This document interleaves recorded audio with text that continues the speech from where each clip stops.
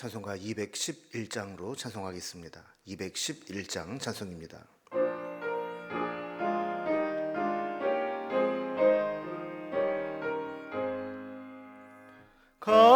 값비싼 향유를 주께 드린 막달라 마리아 본받아서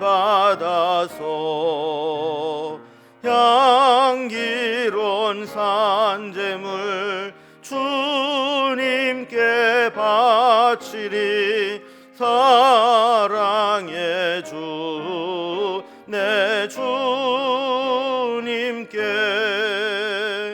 연약한 자에게 힘을 주고 어두운 세상에 빛을 비춰 성실과 인내로 내 형제 이끌리. 사랑의 주 내 주님께 두려운 마음에 소망 주고 슬픔에 쌓인 자 위로하며 길 잃은 자들을 친절히 이끌리. 사랑의 주 내 주님께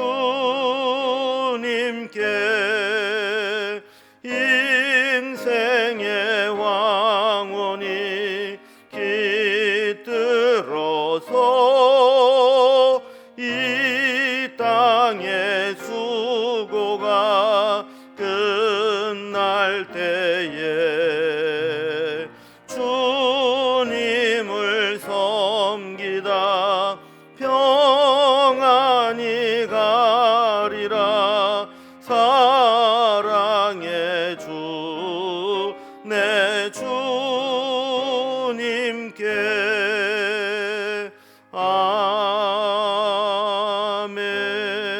아멘. 아멘. 오늘 함께 나눌 하나님 말씀은 신명기 23장 19절에서 24장 9절까지 말씀입니다. 신명기 23장 19절에서 24장 9절까지 297면에 있습니다. 말씀을 제가 봉독하겠습니다. 네가 형제에게 구워 주거든 이자를 받지 말지니 곧 돈의 이자, 식물의 이자, 이자를 낼 만한 모든 것의 이자를 받지 말 것이라. 타국인에게 네가 구워주면 이자를 받아도 되거니와 네 형제에게 구워주거든 이자를 받지 말라. 그리하면 네 하나님 여호와께서 네가 들어가서 차지할 땅에서 네 손으로 하는 범사의 복을 내리시리라. 네 하나님 여호와께 서원하거든 갚기를 더디하지 말라. 네 하나님 여호와께서 반드시 그것을 네게 요구하시리니 더디면 그것이 네게 죄가 될 것이라. 내가 서원하지 아니하였으면 무죄하리라. 그러나 네 입으로 말한 것은 그대로 실행하도록 요의하라. 무릇 자원한 예물은 네 하나님 여호와께 내가 서원하여 입으로 언약한 대로 행할지니라. 네 이웃의 포도원에 들어갈 때에는 마음대로 그 포도를 배불리 먹어도 되느니라. 그러나 그릇에 담지는 말 것이요 네 이웃의 곡식밭에 들어갈 때에는 네가 손으로 그 이삭을 따도 되느니라. 그러나 네 이웃의 곡식밭에 낫을 대지는 말지니라.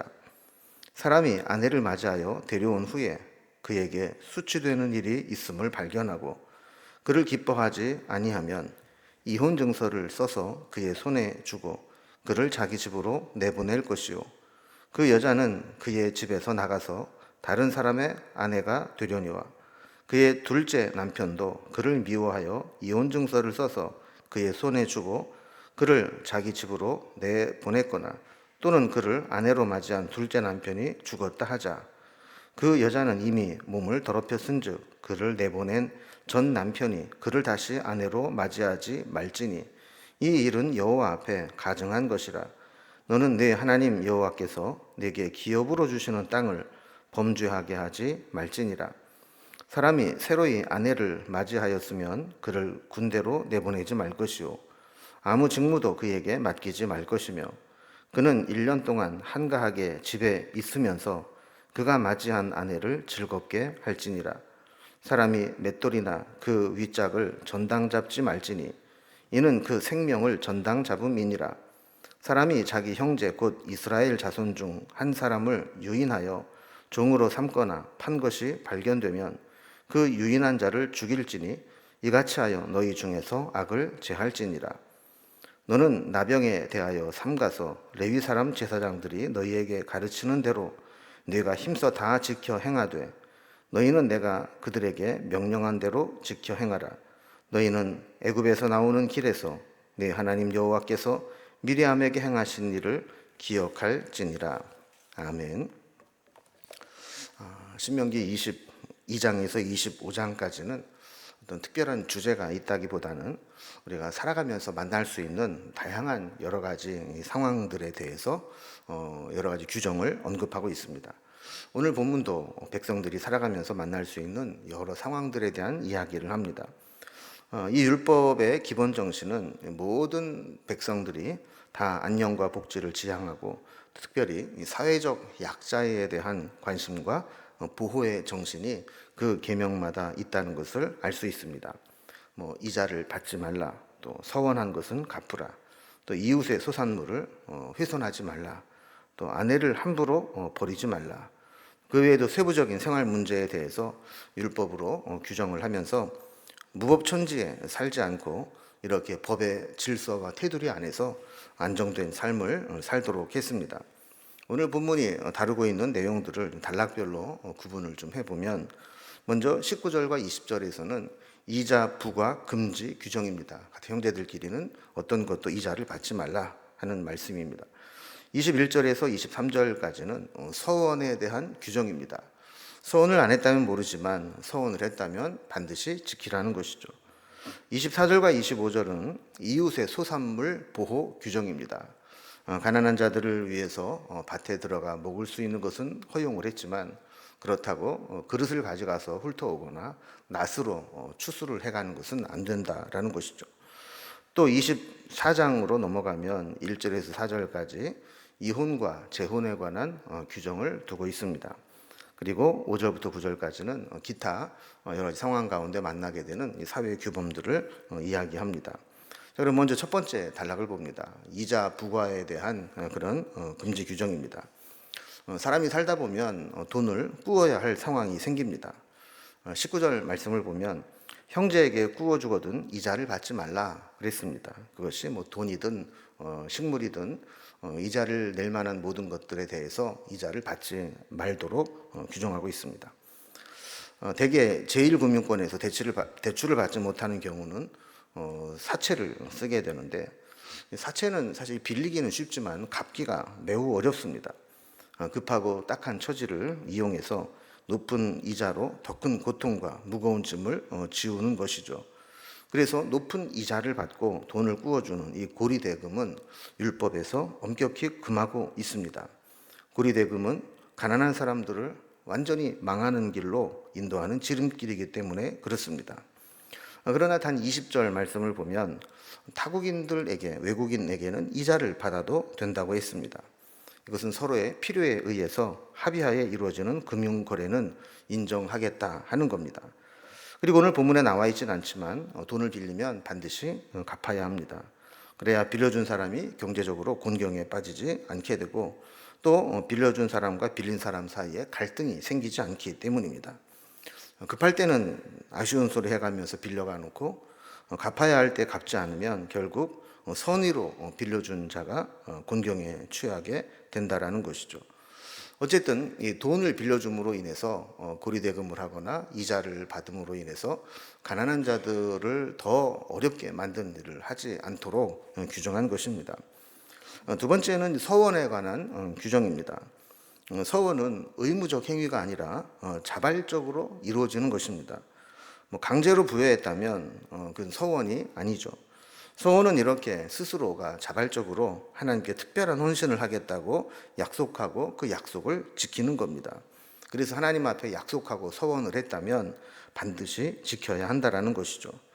만약에 하나님 앞에 서원을 해놓고 서원을 지키지 않는다면 약속한 하나님에 대해서 우리가 하나님을 경홀히 여기는 것과 같기 때문입니다. 그래서 일단 서원을 했으면 그것이 아무리 힘들다 할지라도 반드시 지켜야 한다라는 겁니다. 특별히 우리는 서원한 것을 잊어버릴 수 있지만 하나님은 그것을 요구하신다라고 말씀을 하면서 반드시 지켜야 됨을 말씀하죠. 21절에 보면 여호와께 서원한 것은 갚기를 더디하지 말라라고 이야기합니다. 서원을 했으면 즉시 갚으라는 겁니다. 미루고 더디하다 보면 나중에는 지키지 못할 상황이 생길 가능성이 높습니다. 사람의 마음이 바뀌기도 하고 또 상황이 그렇게 할 수 있는 형편이 못 될 수도 있기 때문에 서원을 했다면 할 수 있을 때 즉각적으로 하라는 겁니다. 그래서 21절 뒷부분에 보면 하나님이 반드시 그것을 요구하신다라고 말씀을 하죠. 22절에 보면 이 서원을 이행하기가 어렵다면 서원하지 않은 것보다 낫다라는 겁니다. 보통 사람들이 서원을 할 때에는 감사해서 내가 이렇게 자발적으로 하겠습니다라는 경우도 있지만 내가 좀 힘들고 어려울 때 하나님 이렇게 해주시면 내가 이렇게 갚겠습니다라고 서원을 하는 경우도 있습니다. 이렇게 서원을 어떤 대가로 응답받으려고 섣불리 서원해서는 안 된다는 것입니다. 23절을 보면 서원하여 입으로 말했다면 반드시 말한 대로 이행을 해라. 언약한 대로 행하라. 이렇게 강조하는 것을 보게 됩니다. 세 번째는 이웃의 소산물 규정입니다. 이웃이 너무 가난해서 배고픔을 참지 못하고 그로 인해서 생명의 위협을 느낄 정도로 굶주리게 되면 24절에 있는 말씀과 같이 밭에 들어가서 열매를 따먹는 것을 허용했습니다. 죄가 안 된다는 것이죠.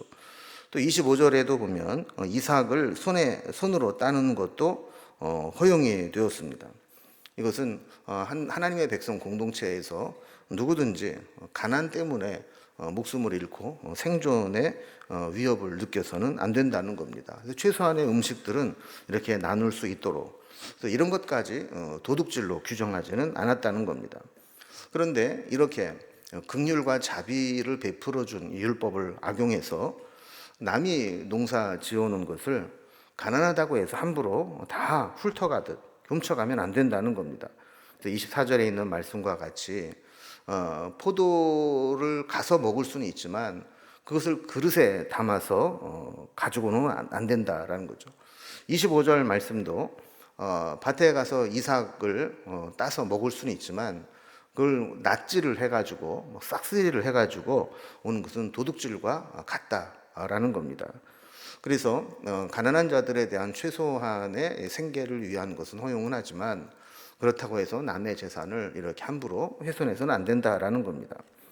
그 다음에 이제 이혼과 재혼에 대한 규정이 24장에 나오게 됩니다. 결혼은 하나님께서 만들어주신 제도죠. 그런데 이 죄성이 있는 사람은 이혼을 하게 되는 경우가 생기게 됩니다.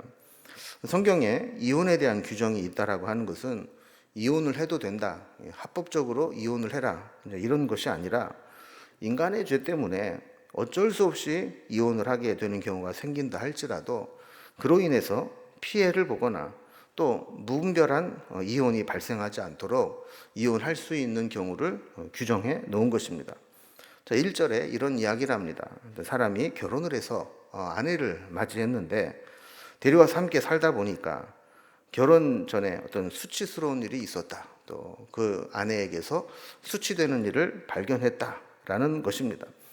여기 수치되는 일이 무엇인지 나와 있지는 않지만 그 과거에 혹은 현재 간음을 행한 것이라든지 어떤 숨겨놓은 질병이 있었다든지 또 남편의 명예를 손상시킬 만한 어떤 일을 한 것을 결혼하고 난 후에 발견을 하게 되었다는 것이죠.